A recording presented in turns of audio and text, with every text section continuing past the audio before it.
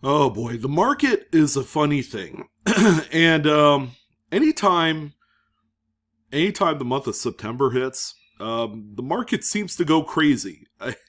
I kind of knew this was gonna happen, like it does every year. It's very predictable, but I'm telling you, today is no exception. We have a monster group of coins. It's not all of them. I could have shoveled about 50 coins into this Monday market report.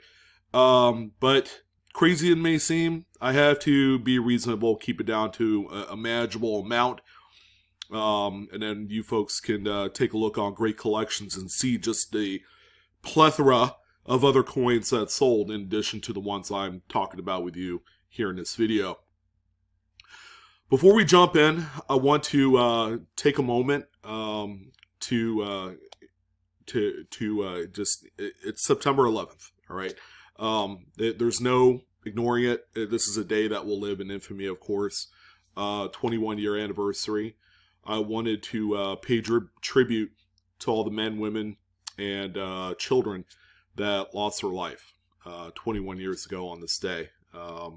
And of course, thank you to all the servicemen and women, all the firefighters, all the police, law enforcement, for doing what you do. This was, of course, a very important, a very landmark thing that went on. Can't believe it's 21 years, but I'd like to take a moment of silence, if I may.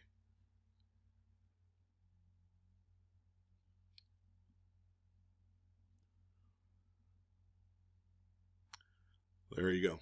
All right. Thank you, guys. The market pretty crazy, and coins. Coins is a very reliable asset class, and we're seeing it more apparent. Even during this period of time, 2022 is pretty much known as inflation, the year of inflation, and it sucks.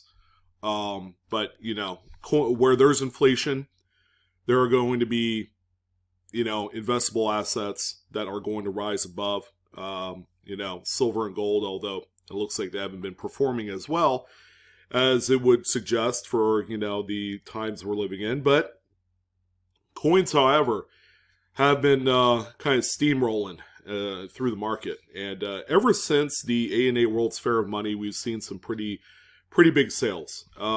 Great Collections has had the privilege of hosting the sale of the number one red copper registry set of proof Lincoln cents. And we have more of those here today, although I only picked out a few of my favorites, those that we haven't personally talked about in the video. But again, go ahead and check out Great Collections online, greatcollections.com, if you're looking to add in a high-tier piece to your collection. Great place to do it. They do weekly sales, weekly auctions. It's a lot of fun. I'm personally addicted myself. And if you have some pretty big coins to sell, already graded material, maybe you got some old gold that was passed down to you, you're ready to move on from it, I can't think of a better place to move it than the folks at Great Collections. They will take care of that for you. All right, so let's go ahead and jump in. Let's see what big post-1900 modern graded coins have sold here in the last week. Of course, all of the sales ended this evening like they usually do every Sunday night. So if I could peel you guys away from the Sunday night football, we're going to go ahead and take a look at this. So we have yet again another example of a 1990 No S proof Lincoln Memorial cent. There is supposed to be an S mint mark on these. They were made in error. Don't know exactly what happened. The working dies never got the S mint treatment, I guess. Never added to the the master hub is where it's on, because it's 1990. 1989 was the last date where the mint employees actually punched in the mint mark into the working dies. So they didn't do that here. This was all, maybe it was some sort of screw up because they had to get used to engraving it as part of the master. So Very cool. These are still very cherry pickable. There have been a number of folks that have reported online through forum chat pages and social media of discovering one of these in a Proust set. Again, a very wildly expensive coin. You know, the coin by itself with an S mint mark is worth about $1. All right, but this one right here, PCGS graded. This one is Proust 69 Deep Cameo. Looks every bit the part. Says no S on there as well. Sold for $4,387.50, and that's how we're going to kick off this edition of the MMR. The next one that we have here is Pure Registry Set Gold. This coin is an anomaly.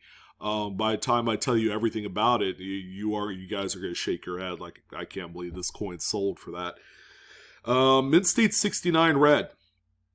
On this 1986D, who would have thought, right, that it would even matter, a high grade? But thank you to all the registry set folks out there with the unbelievably deep pockets. You guys made this part of numismatics very interesting and very fun to kind of report on. This particular coin ended up selling for $6,750, and yes, it is a top pop grade. There are none finer than a 69 red, and we had one that sold here on Great Collections for a nice sum of cash. All right, so yeah, we do have a couple more proof coins. How about 1982S? This one is a perfect 70. Even has some of the original, I guess, mid-packaging haze. Didn't know that you could grade a 70 in these, although this one was probably graded a long time ago. Because the actual label is an older generation of the graded slab, probably graded in the early 2000s, if I had to guess, maybe mid-2000s. But yeah, perfect proof 70. There's been a number of these. I believe they're all from that #1 red copper registry set. This particular example here ended up selling for $2,418. And 75 cents. I think it was either last week or the week before I talked about the 81S that sold as well. More to come from this king-sized registry here. Here's a 71S, although this one is here for a different reason. This is a very nice variety to cherry pick. You can actually see the doubling on the date, but and on Liberty, by the way. It's kind of hard to miss. This is a 1971S Lincoln Memorial. It is double to die obverse FS 101. This one graded out proof 67 red deep cameo. This is a beautiful gem of a coin. Yeah, a lot of your marquee doubling is on the date and Liberty, in case you haven't figured it out. I don't even need to go close to the images here to see that. This is just a great coin to cherry pick, and I know folks have sold this raw on the secondary market for between $300 and $500. It really depends on the overall appearance of the coin. I've seen some pretty dog meat type of this coin where they got a few nicks, more of that crappy white mint haze on there, which is really tough to remove if you had to. Yeah, it's not easy. Let's put it that way. You would need to be skilled in order to master that, especially on copper. This one right here sold for $3,000.38. So, yeah, pretty crazy. $3K for that thing. Yeah, deep cameo, by the way, is a tough designation to earn on a 71S. Oftentimes it'll be either cameo or decam, but oftentimes more cameo because the frosting is a little bit weak on this date. And, believe it or not, we have a 1965 special mint set coin, which took the place of proof coins from 65 to 67. The U.S. Mint decided, based off of public outcry, that they needed a collectible coin to purchase. So they did a special mint set, which is more or less a very well-struck business strike looking coin. All right, so we have one right here. Is funny, the grade Mint State 68 red. I know a lot of these tend to grade or SP 68 or somewhere around there, and they do have cameo and deep cameo contrast. However, this one is on here because of its high numerical grade. I know from experience that it's really tough to obtain a grade above 66 on these. They weren't the best quality, even though it was the first year of this new kind of like special strike. But yeah, this one came from that number 1 red proof registry set. This one sold for quite a bit of money, actually, $5,236.88. I'm going to have to pay more closer attention to my SMS coins. If one comes out 68 and I don't have to worry about cameo contrast, this would be a good one to grade and, make a few bucks on, like this one here. But the biggest coin, bar none, out of all the Lincoln cents has to be this one. Only 245 million pieces were produced. A very common dated grade, not grade, but date. 1935 is the date here on this one. It's really easy to find a mid-state raw coin if you needed one for, say, like your album. You can pick one up for $5-10. But this one right here is, again, purely targeted for registry set participants. This one's a mid-state 68 plus full red. It's also CAC certified, and it has some really pretty pink toning on both sides of the coin. But this is our feature coin of the week that ended up totaling, by the time it was all done and the smoke is cleared, $55,125 was the final hammer price, proving yet again the craziness of registry sets and the irrationality of it. I think most of you will probably agree with me, but even that kind of price will not sway me to get back into it full time to pursue some of these high grade coins and trying to grade them myself. Been there, done that, and it didn't work out too well. But, at least I tried it out and broke even at the end. The final 1 cent denomination coin is going to be this 1929S. All right, it's not a 68 plus, but how about a 66? Not your typical grade that you would associate with a high-end monster coin. But when we get into the 20s, and even some of the more common dates like your 29s and 28s of the world can be a little bit tough in this particular grade, especially in full red. Looks vastly different quality-wise from that 35. You guys see it plainly. It's not near what that one is. However, this one right here is a top flight coin, again, registry set driven. Sold for $2,838.38 for that one. All right, so we're on to nickels, and speaking of irrational, we have this 1998P. Again, registry set is written all over this thing. It's a PCGS Mid-State 67. Has full steps, and it looks like it. 1990s nickels have some of the sharpest steps I've ever seen, bar none. Save for any proof nickel that you pull during this era as well. Those are pretty sharp. But yeah, this is obviously going to go into a registry set. There's so few of them at this grade level, and this one sold for $1,468.12. All right, so we do have a couple very tough dated nickels here. I actually did a video on some of these nickels yet again. The last one I had done was probably 7 years ago, so it was a quick little refresher for you guys. 62D is definitely one of the top end ones. It really doesn't matter what mid-state grade it gets. This one just so happens to earn itself a 65. What does matter is full steps, and that's not something that you encounter very much with this coin. So it could be a 64 full steps, could be a 66, 65 plus, or even a 65. All you need is a mid-state coin with full steps, and it's going to be worth quite a bit of money. This one right here sold for $1,631.25. Yeah, pretty crazy. Me personally, I've gotten close to finding a few full steps and some early 1960s nickels, but I'm just too gun shy about actually sending them off to PCGS. Maybe I will. Maybe I'll do a separate episode where I have a number of these nickels I'm going to send out, and let's see which ones come back with the FS designation. But that's after many years of going through rolls. I've even been through about 20 BU rolls of 1954S. And I could understand why full steps is very hard to come by on this particular date. Again, it's a dog meat kind of date. Luster's weak.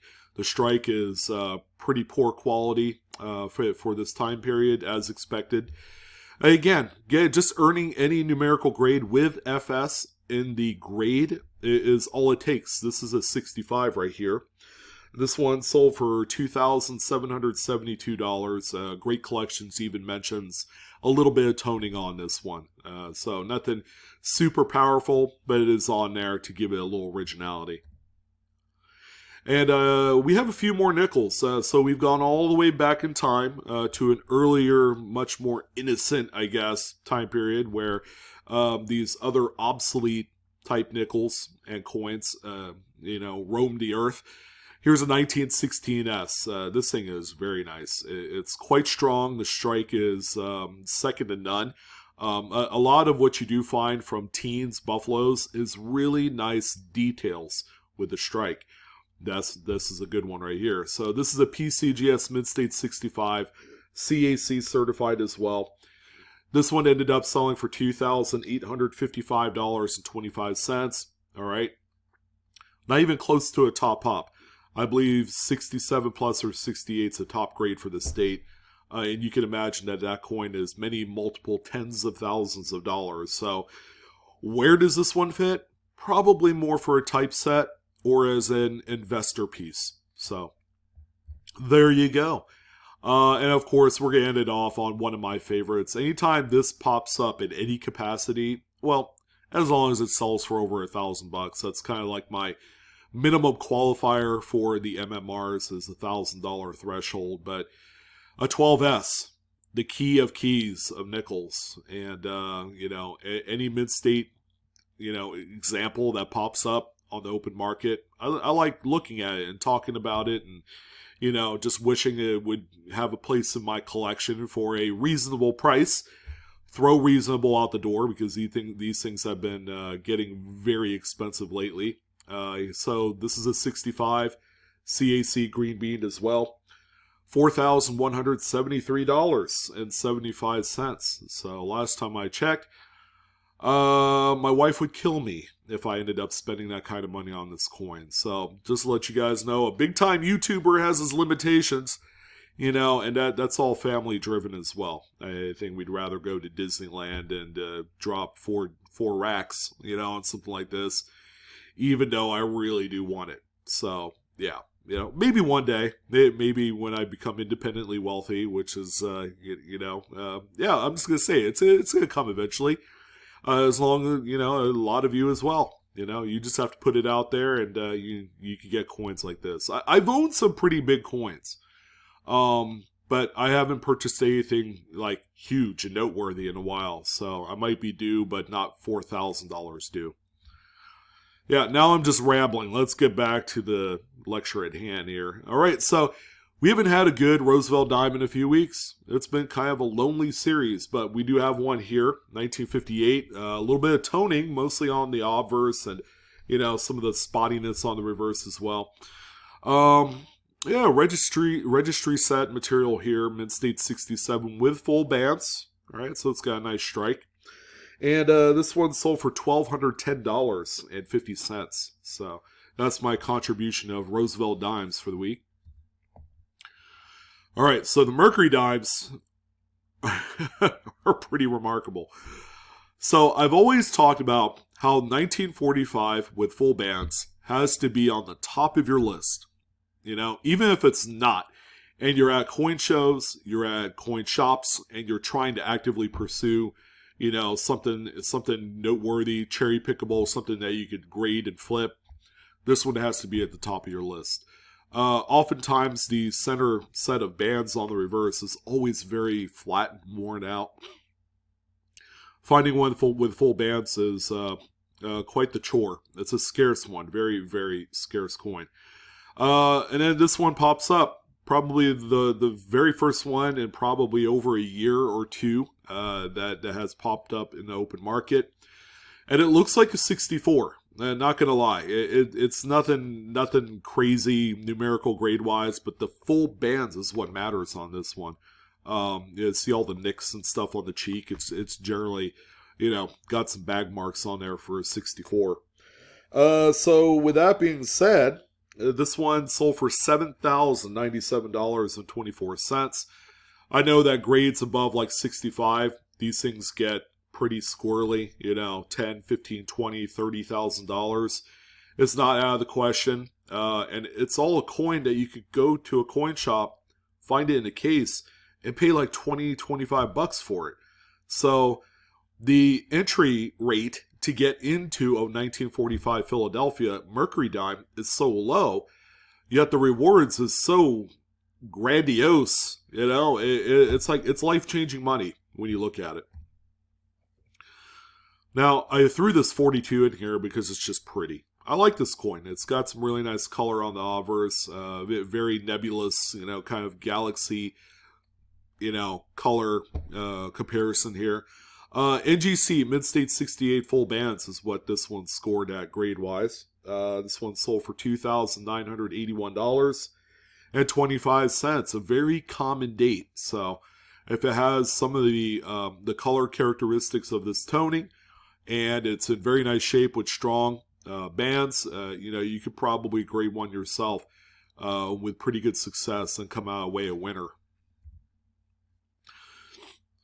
So I'm telling you, crazy Mercury Dimes this week. 1916D. There weren't a lot of them. There was probably maybe 6 or 7 Mercury Dimes that qualify for the MMR, but I picked 3 this week. 16D. Yes, folks, this is what a Mid-State 65 key date 1916D with full bands looks like. I love this coin. Beautiful, very, very lustrous. It's got the toning for days on the obverse. I think is a landmark kind of beacon to the coin that gives it a look all its own. It's not like any other Mid-State 65 coin. Yeah, sure, NGC graded it. I have no problem with that.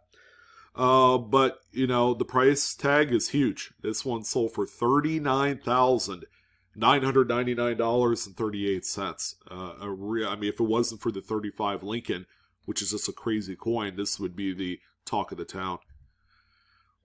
All right, we do have a few quarters. We got 3 of them to end them off. And then, again, these were all crazy. How about 1995S? Bet you guys didn't know there was a notable double die obverse. It's also FS 101 in the Cherry Picker's Guide. We're all familiar with the 1990S, right? That's a pretty good double die proof Washington quarter. This one will be in the new Cherry Picker's Guide, I would imagine. It's a beautiful example. Proof 70 deep cameo. It's a perfect graded coin. And this one ended up selling for $3,811.50. So some of your doubling is going to be on Liberty. I believe a little bit on the mid-mark as well. So yeah, check out your 95 clad. This is not silver, clad Washington quarters for this variety. You might come away with a surprising coin. And here's another one, guys, that is so easy to cherry pick, it's not even funny. 1952D Washington quarter with the large D mint mark. I mean, it's pretty sizable. A big D is sizable, right? FS 501 is what the Cherry Picker's Guide variety is on this, but take a look at the grade. Mid-State 65, right? A non-variety, nice Mid-State Washington quarter for a 52D can be picked up for around $20 at an LCS. So, again, much like that 45 Mercury, this is another great one to cherry pick if you're into that sort of thing like I am. And you could make a good boatload of money. This one sold for $1,350. So, 1350 was the final price on that. And again, another 1901S Barber Quarter ended up selling here this week. PCGS VG8 is what this one ended up as a grade. CAC certified. Again, check those old collections. These things kind of sneak up on you. And they all pretty much circulated. Very few of them were saved in high grades, and it's a key date. One in which is very scarce and very valuable. It doesn't matter what the grade is. Send it off to PCGS or NGC before you decide to sell these. This one right here, hammered at a staggering $9,275.62. I missed that little cents part in the end. As if it mattered. It sold for over $9,000 for this thing. But if you need one for a collection, you could do a lot worse. There are cleaned lowball examples out there that people have to settle for because the price tag is just way too zany for them, and that's okay. But that's going to go ahead and do it for this one. If you're catching this on a Sunday, have a great evening. If you're going to check this out on a Monday, have a great week at work. All right, don't work so hard, and hope you enjoyed this MMR like I did. That's going to go ahead and wrap it up for today. By the way, hopefully you guys are enjoying the abundance of new short videos that I'm doing. Kind of have to get caught up on that, so I've done a few here this weekend. But if you like those short form videos, more to come. All right, I'd be glad to do that. Going to the holidays, it's more educational, base level educational learning for you. But that's going to go ahead and wrap it up. I'm out of here for the evening. So you guys take care. Happy hunting. Coinaholics, we are discovering together. And I will see you next time.